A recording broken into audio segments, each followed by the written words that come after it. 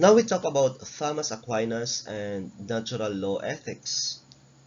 Natural law ethics is an approach to moral philosophy that takes its cues from the ways of nature and the natural world. Now this does not mean that we should simply do what comes naturally. That's a pretty tricky thing to define anyway. A lot of ethics and philosophy is concerned with trying to figure out just what nature or human nature is, and if that nature can be changed, developed, or forced to evolve. Rather, in the school of natural law moral theory, the idea is that the moral standards or expectations that govern human behavior ought to be objectively derived from the nature of human beings and the world. Natural law theory adherents believe it's best to figure out what that means and apply it to everything, from politics to the law to religious dogma. At the forefront of natural law theory are the writings of Thomas Aquinas. He attested that there are ways we are and act the way we act because God, or at least the Christian conception of God, is what made us that way. In one of his major texts, Summa Theologica, Aquinas posits that there are four types of natural laws that govern the universe and everything in it. They are eternal law, natural law, human law, and divine law. Eternal law is what keeps the universe, or cosmos in Greek, in proper working order. It exists, as it always has and always will, says Aquinas, within the mind of God, whom Aquinas calls Logos. Natural law is the contribution and participation by the rational creature in the eternal law. Aquinas argues that this ability to help the natural order of things can come along is imprinted on us as rational beings. Human law is different from natural law, which is essentially the essence of humanity. Human law, however, is the morally based earthly laws by which human societies function. And when we talk about the divine law, it is how eternal law is applied. And Aquinas says that this is all the will of God and is laid out plainly in the Old Testament and the New Testament. Aquinas' fourth law, divine law, offers a specific plan of action. Like the difference between normative ethics and descriptive ethics, the difference between eternal law and divine law is a matter of theory versus action. Aquinas argues that divine law and Christianity and the Bible is crucial because humans need divine guidance on how to act correctly because of another aspect of our nature, namely our innate uncertainty and incompetence. Aquinas also clearly lays out that old chestnut of ethical arguments, that there are consequences for our actions that we need to be made aware of. Ethical relativism is an interesting concept in moral philosophy because it is made up of entirely of contradictions as well as comparisons. The theory acknowledges the universality of ethics and the need for ethics in both the individuals and the societies in which they live, which is the problem. There are so many ethical constructs and maxims that it's difficult, if not impossible, to find universal ethical truths across the whole of human existence.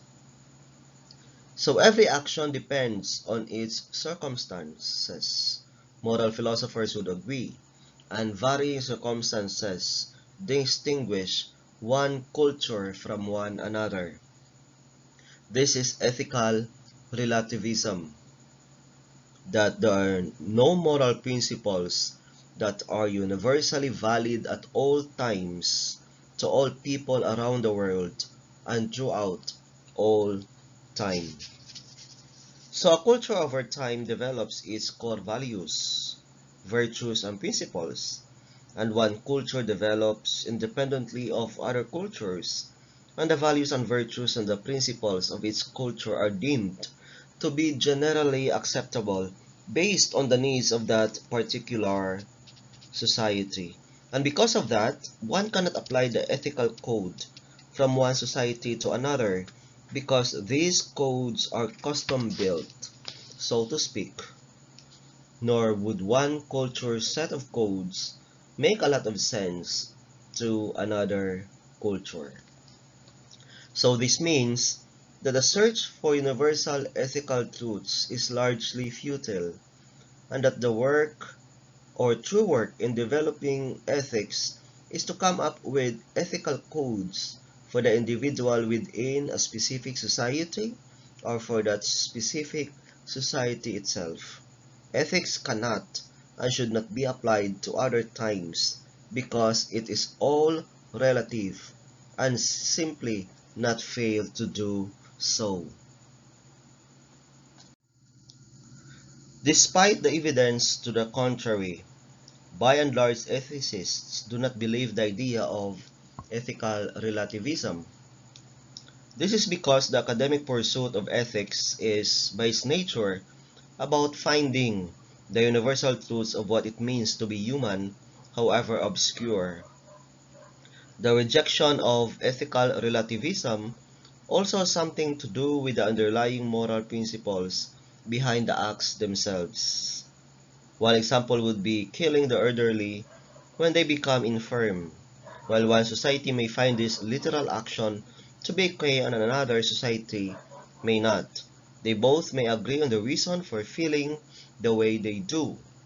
So the elder killing society does so due to an underlying principle, perhaps the religious beliefs that the afterlife is more enjoyable if they enter while still somewhat physically active, or may be considered such killings to be a form of mercy that prevent the pains and indignities of advanced aging. In short, they care about the well-being of their elderly. The second society cares about the elderly too, and they show it by leaving them alone to die naturally in their own time. So what's more, anti-relativists can simply call out a society as doing something that is wrong and immoral. It doesn't matter if such society thinks the action is okay, some actions are fundamentally wrong according to these critiques. Take slavery for example. It is the overwhelming position of modern-day Americans that pre-Civil War era slavery was wrong, even though a lot of the country at the time believed it was okay. Slavery is wrong, and it doesn't matter if some people think it's okay today or thought it was okay at a given time in history. The point is that by declaring absolutes, we call into question the veracity of ethical relativism. And we can say that some actions really are fundamentally wrong, wherever we are, whatever time we may be. A dominant metaethical topic is moral realism, also called moral objectivism. Adherents argue that there is a little relativism, individuality, or circumstance as far as ethics are concerned. Rather, they posit that there are steadfast moral truths and universal moral values, and that they are objectively good regardless of an individual or community's shared acceptance or rejection of them.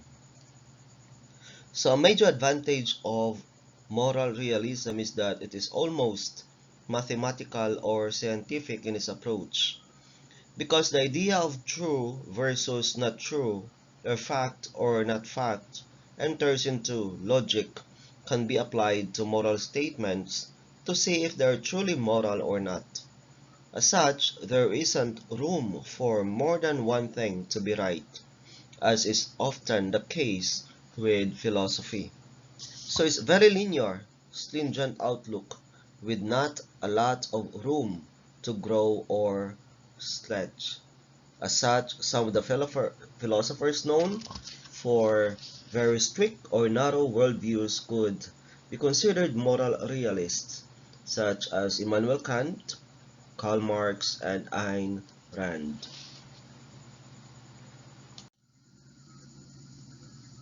So moral realism breaks down into two major variants. The first is ethical naturalism, and this theory holds that clearly definable concepts are morally acceptable or unacceptable, and that is just part of their nature. These are cold, hard truths about morality, and they remain objectively true whether individual people choose to follow them or not.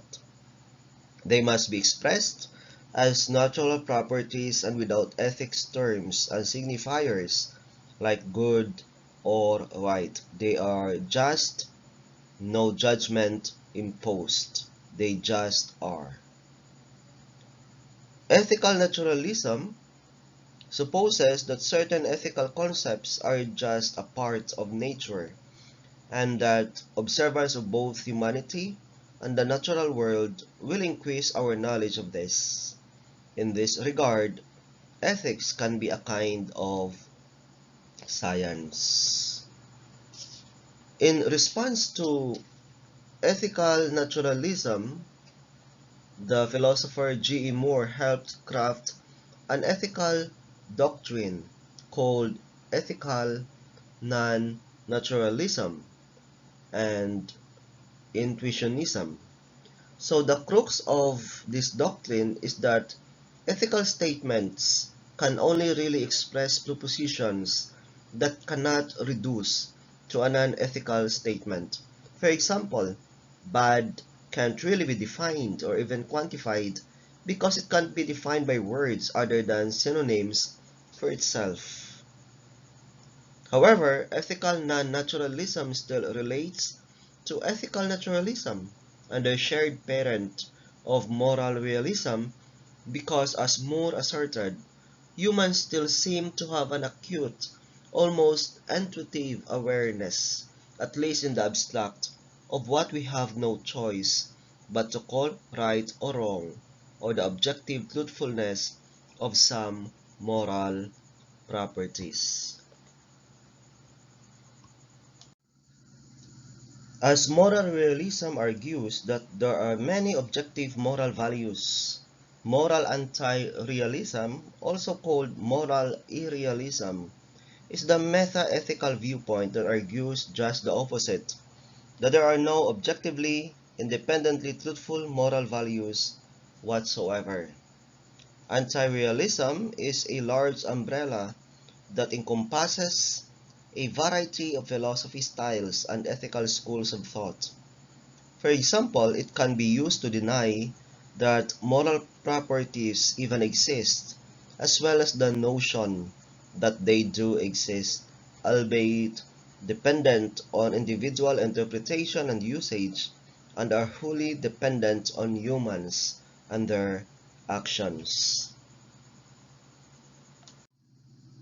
Thank you very much for listening, and I hope you have learned a lot about virtue ethics.